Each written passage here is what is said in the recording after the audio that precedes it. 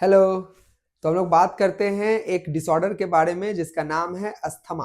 ध्यान से सुनिए, अस्थमा एक एलर्जिक डिसऑर्डर होता है। एलर्जिक डिसऑर्डर कहने का मतलब हमारे इम्यून सिस्टम का हाइपर सेंसिटिविटी हो जाता है। अगर हम कोई सर्टेन फैक्टर को इनहेल करते हैं, जैसे डस्ट हो गया, वो एलर्जन की तरह काम करता है।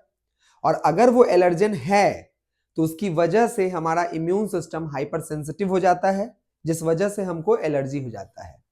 तो एक बीमारी कॉज होता है जिसका नाम है अस्थमा। हिंदी में इसको दमा के नाम से हम लोग जानते हैं।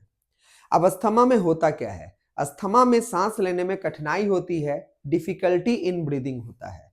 प्लस और क्या होता है, तो सांस लेने के दौरान नॉइज प्रोड्यूस होता है, घरघराहट की आवाज आती है, जिसको इंग्लिश में हम लोग कहते हैं wheezing sound produce during the breathing.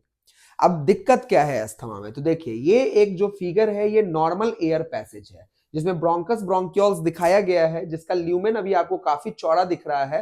तो एयर के आने जाने के लिए काफी चौड़ा रास्ता है।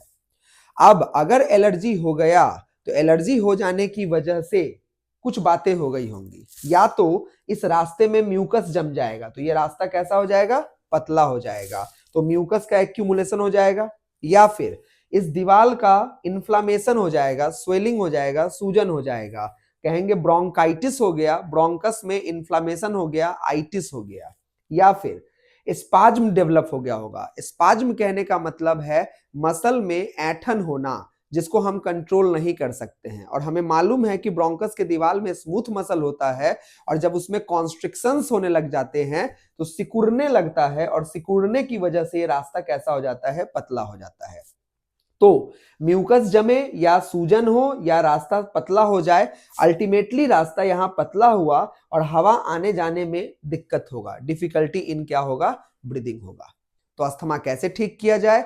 अगर हम अपने आप को जिस चीज से हमको एलर्जी है उससे दूर रखेंगे तो अस्थमा हमारा ठीक रहेगा। क्लियर है? तो सभी लोगों को समझ में आया होगा। Thank you.